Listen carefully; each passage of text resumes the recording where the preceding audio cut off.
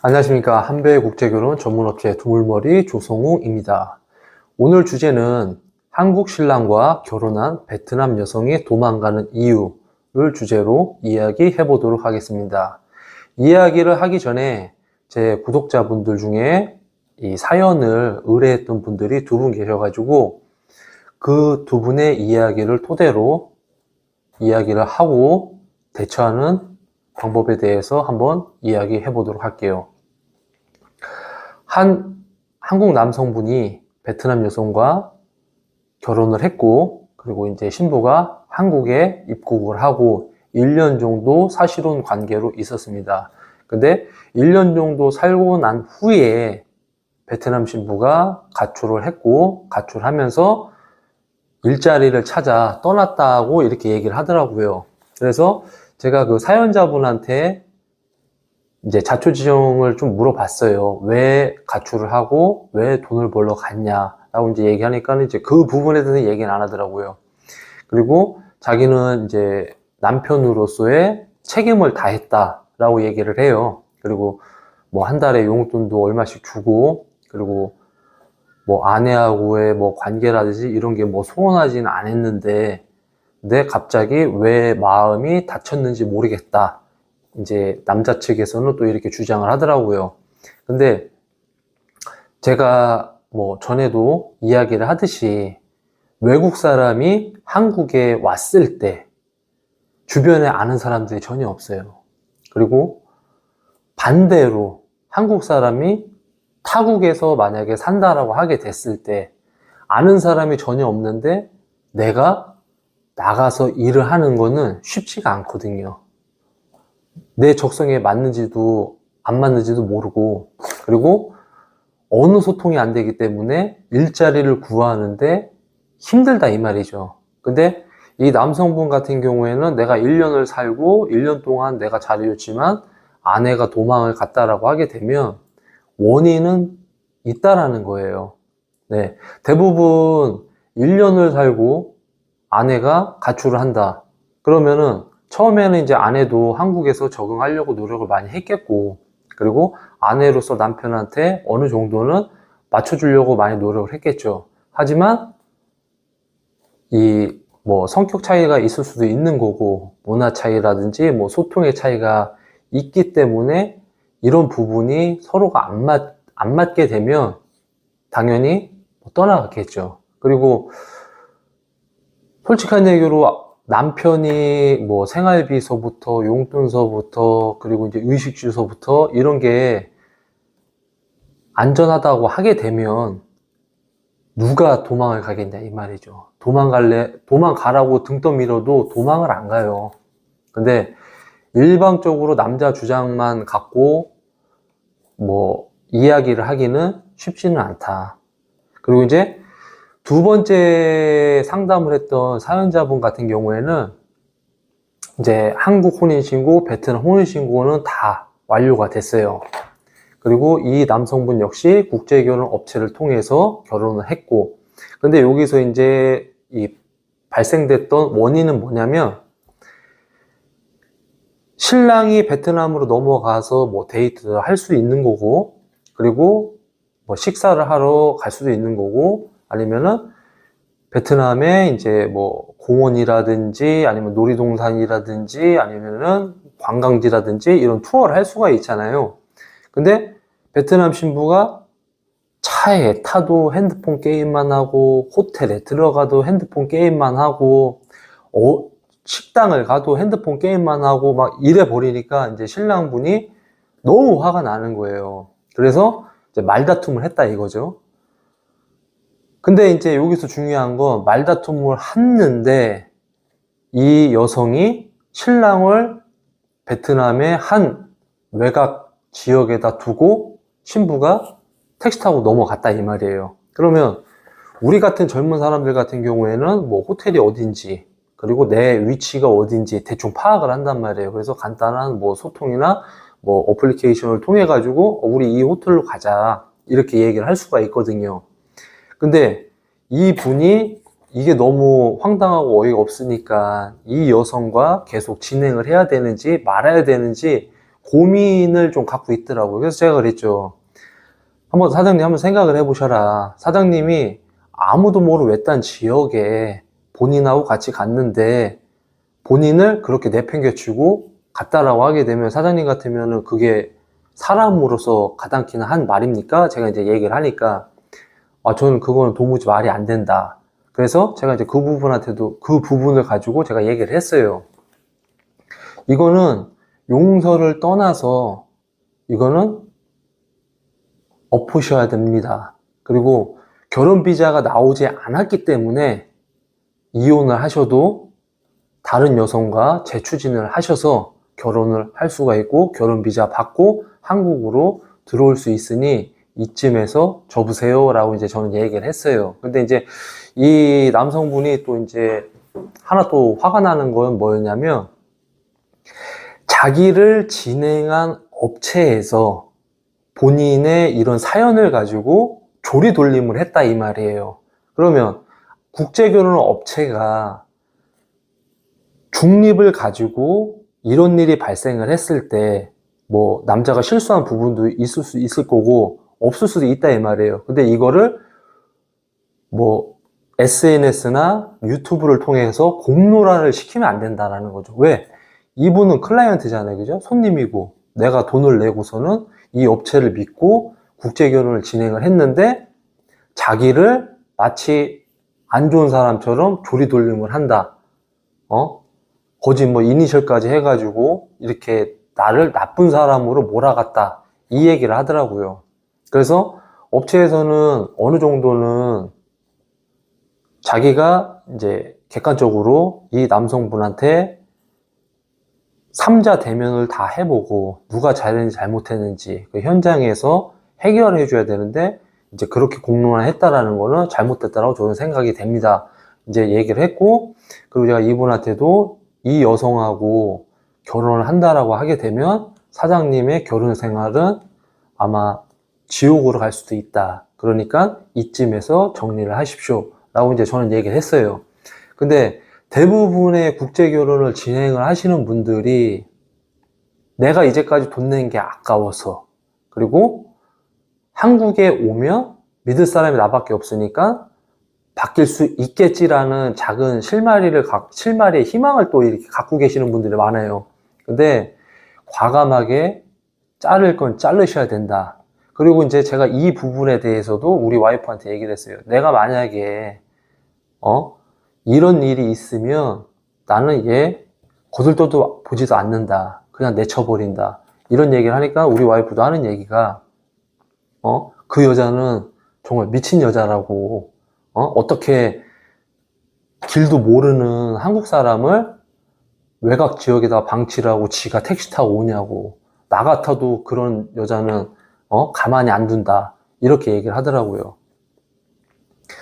그래서 이 부분을 가지고 제가 늘 하는 얘기가 결혼을 해서 끝나는 게 아니에요. 신부가 한국에 입국을 하게 되면 제일 첫 번째로 언어 장벽과 소통 문제가 따라오게 돼 있어요.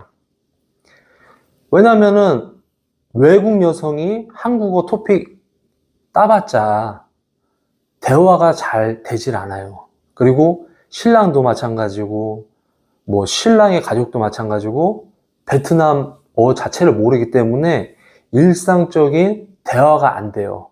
그러면은 대부분 신부들은 뭐 가벼운 대화를 했어도 오해가 또 생길 수도 있고 그 감정이 막 쌓이게 되면 어떻게 되겠어요? 외롭고 스트레스로 이어지게 돼 있어요.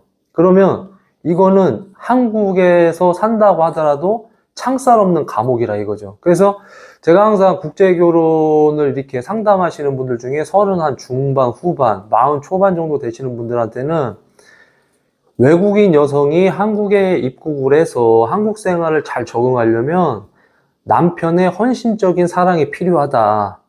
뭐 스킨십, 뭐 사랑해, 뭐 잠자리 이게 중요한 게 아니에요.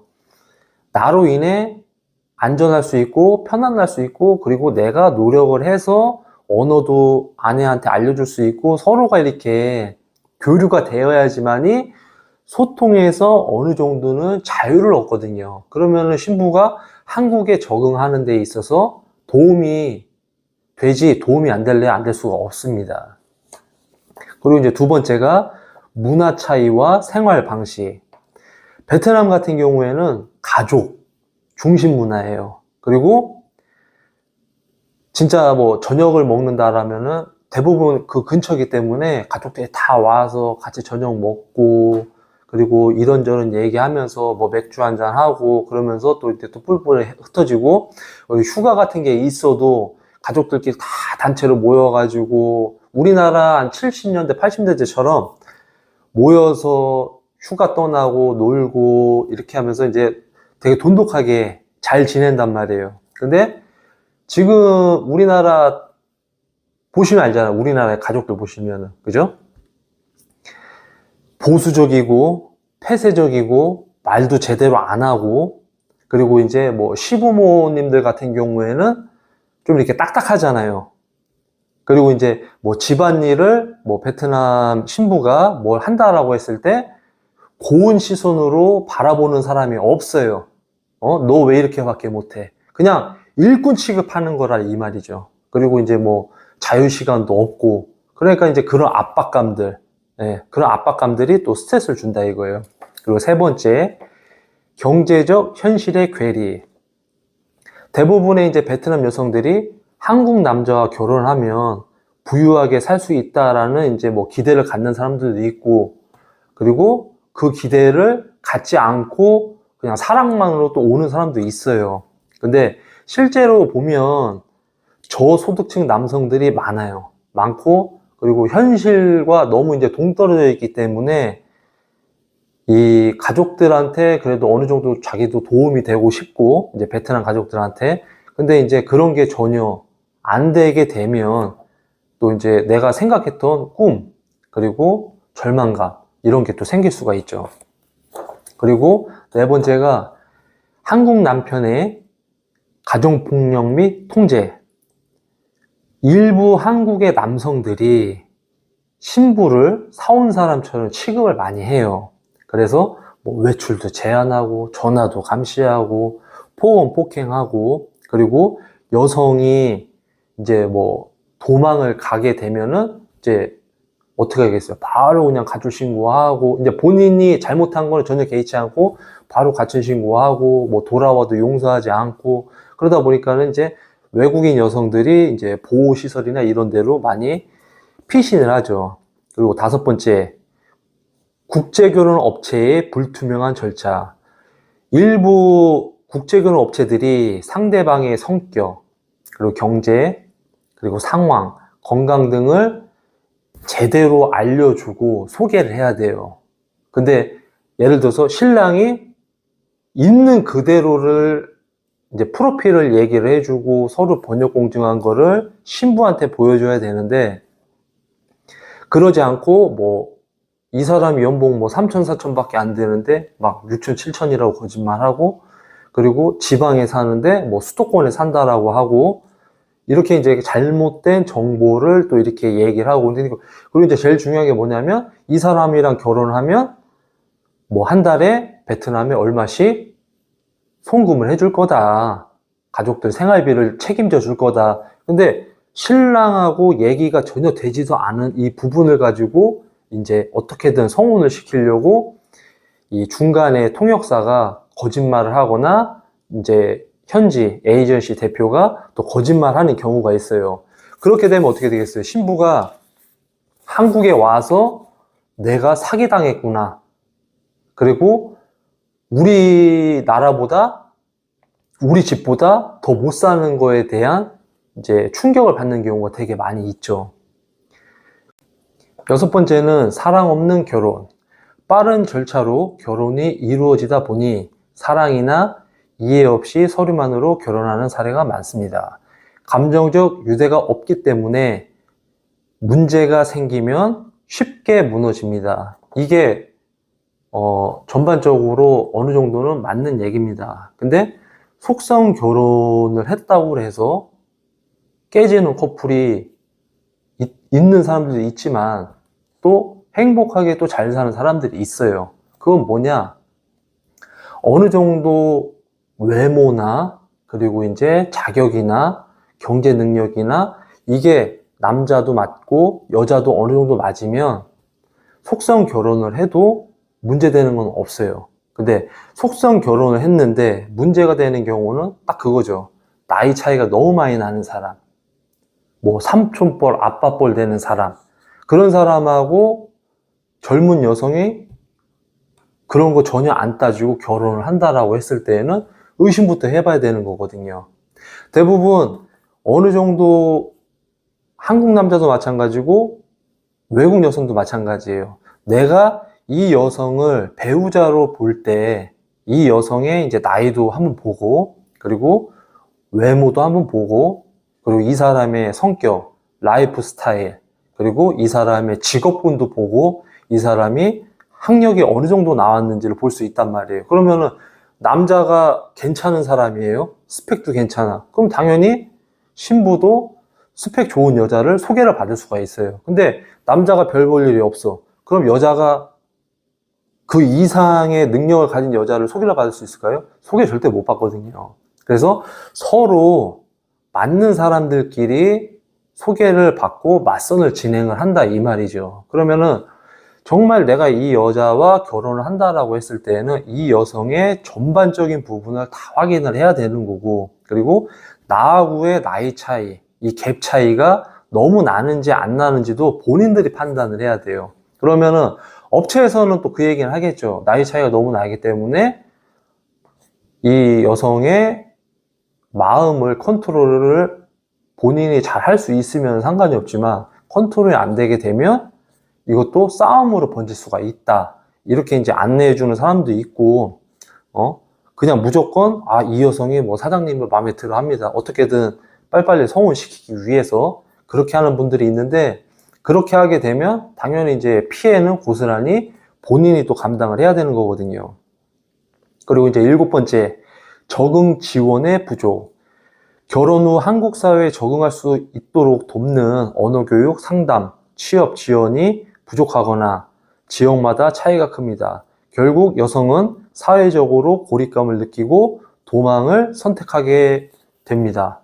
저도 이제 우리 와이프가 한국에 왔을 때 내가 가장 먼저 했던 건 뭐였냐면 한국 같은 경우에는 이제 오토바이가 아닌 이제 차를 많이 끌고 다니잖아요. 그렇기 때문에 저는 와이프한테 운전면허를 딸 수 있게끔 제가 이렇게 해줬어요. 왜? 내가 없어도 본인이 어디를 이렇게 자유롭게 이동을 할 수 있는 이동 수단을 제가 이제 만들어줬고, 그리고 한국에서 생활을 하려면 당연히 이제 한국어가 어느 정도 돼야 될 거 아니에요. 그러면은 다문화센터에 가가지고 한국어를 배운다? 처음에 저도 이제 다문화센터를 제가 갔지만 다문화센터에서 보고 배울 게 전혀 없었어요. 한국어 교육을 하는 데 있어서. 그러면은 저는 어떻게 했느냐. 베트남 유학생들 중에 한국어를 전공을 한 그런 학사 출신들이 있어요. 그러면은 그 친구들이 소규모로 해서 이 한국어를 교육을 시킨단 말이에요. 인터넷을 통해 가지고. 근데 이제 제가 이 교육하는 과정을 봤는데 문장의 흐름이나 이해도나 이런 게 정말 한국 사람이 가르치는 그 이상의 이 수업 능력을 보여줬기 때문에 저도 이제 그 과외를 제가 시켰고, 그렇기 때문에 아내가 한국어를 습득하는데 도움이 되게 컸다 이 말이에요.